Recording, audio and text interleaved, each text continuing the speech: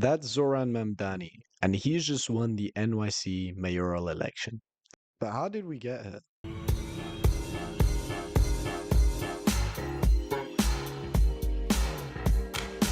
Zoran Mamdani was born in Kampala, Uganda, 1991. His mother, Mira Nair, was an acclaimed filmmaker, and his father, Mahmoud Mandandi, is a political science expert. That's not too bad of a resume, if you ask me. He moved to New York at the age of 7. Mamdani attended the elite Bronx High School of Science and graduated from Baldwin College with a degree in Africana Studies. After college, he worked as a foreclosure prevention counselor in Queens, helping low-income house owners fight eviction. This work was the spark for his political career, as he saw the housing crisis and the deplorable conditions that everyday New Yorkers lived in as a systemic choice, not an accident. Before politics, he was also a local hip-hop artist who went by the moniker Mr. Cardamom or Young Cardamom. Bring the flavor to the fish, bring the flavor to the rice. Who's the number one spice? Who's the number one spice? Bring the flavor to the fish, bring the flavor to the rice. He became a US citizen in 2018. He was elected as the state assemblyman for the 36th district in Queens in 2021, making him the first South Asian man and third Muslim to serve as in the NYS assembly. Mamdani's campaign was rooted in making New York City affordable for working class families and young people, famously stating, "Life doesn't have to be this hard." He ran as a democratic socialist, energized a local coalition of young and progressive voters, and built a massive grassroots volunteer network. He then defeated the former governor, Andrew Cuomo, in the Democratic primary, a major upset against a political dynasty. Now, what were his policies? Affordability and housing. He wanted to freeze the rent for rent-stabilized apartments, so about 2 million New Yorkers would be affected by that, and he wanted to commit to building 200,000 affordable housing units. His other policies were taxing and funding. He plans to fund his agenda by raising the corporate tax and introducing a 2% tax on the very wealthiest New Yorkers. His social programs were universal free childcare, a free bus service citywide, and opening a city-run grocery store in each borough to combat high food prices. Now, who are our other candidates? Well, of course, it's Andrew Cuomo. Andrew Cuomo is the son of Mario Cuomo, three-term governor of New York. He held high-profile roles, including U.S. Secretary of Housing and Urban Development under President Bill Clinton. Andrew Cuomo, that is, served as governor from 2011 until 2021. Now, why would one, resign from such a position? Well, it was amid an impeachment investigation following an attorney general's report that found he sexually harassed not one, not two, not three, but 11 different women. What a lovely man. Cuomo, who ran as an independent after losing the Democratic primary to Mamdani, positioned himself as the experienced pragmatic centrist as opposed to the lunatic leftist that he so claimed Mamdani was, capable of restoring order and financial stability.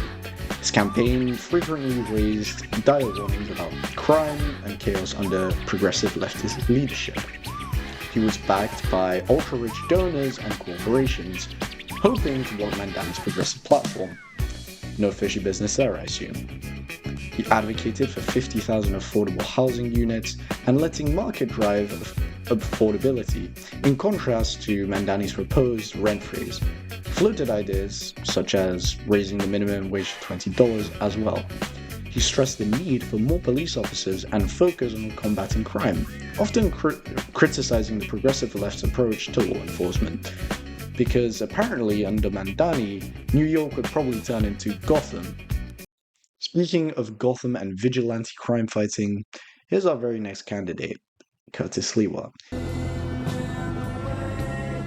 The city's angry, scarred, like me.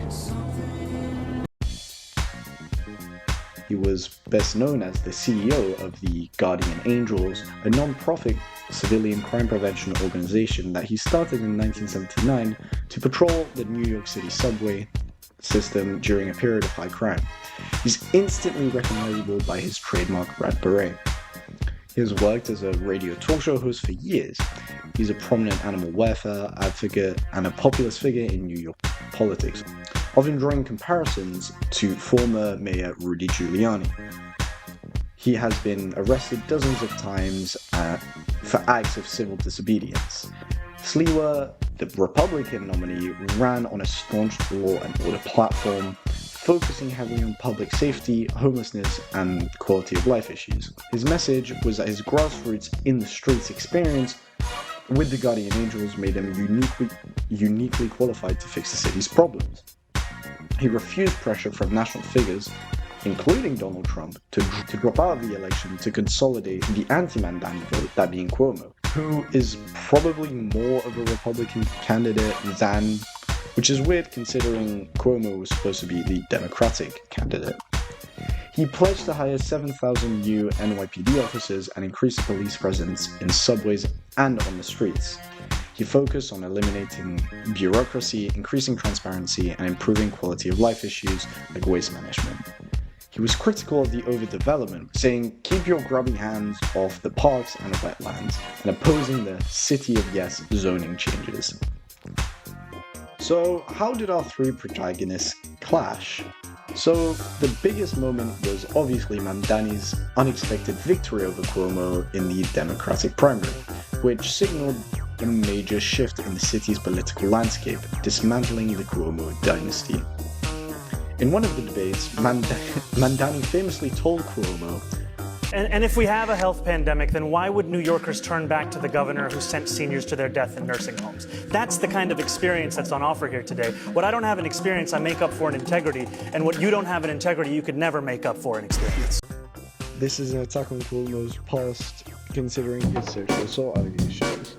There was also the Trump factor of the election, with Donald Trump saying that a vote for Sliwa was a vote for Mandani. Sliwa then refused to drop out of the election, even though he was a Republican candidate. And the main reason I'm covering this is because there were a lot of funny and viral moments in the election. So the first one is the June Machine tweet.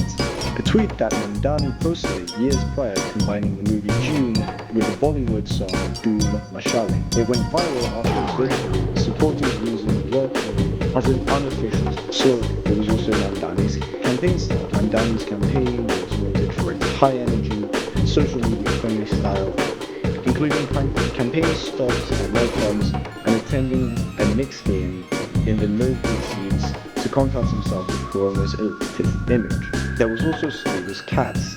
Slee was loved for his rescue cats, who sometimes featured in his previous campaigns, continued to be humorous highlights, showcasing the softer side of the hard-line Republican. So all in all, this was a quick overview of the New York elections and the fun things that happened.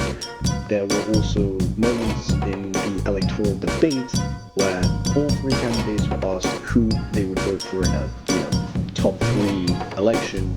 Cuomo says he would only vote for himself, whereas you can kind of see Mandani and Sliwa being more friendly, even though they're supposed to be the only two, even though they're supposed to be the more opposed candidate. So that was my quick summary of the NYC mayoral elections. It was full of goofs and, a lot of pointing fun at Cuomo. And thanks to Sliwa's refusal to drop out of the election, even though he knew he probably wouldn't win, Mandani won, which ultimately, in my opinion, I think is the best result for the city of New York, considering that Cuomo is already not a very nice guy. His policies would have only favored the New York elite rather than the people. And in a campaign where electors have to choose between Mandani, who was, seen as a guy who didn't necessarily see crime and safety as a priority, Cuomo, who was a racist and a pervert. Well, he sexually assaulted 11 women. He is a pervert. And Sliwa, whose campaign slogan was basically, "I was shot in the back of a New York City cab," 3,400 million times or whatever. Like, he kept making that claim. That was almost his like second slogan. It was pretty wacky. It was pretty goofy. But all in all good things came to an end. And in my opinion, that's conclusion. If you like the video, drop a like, subscribe, and I'll see you in the next one.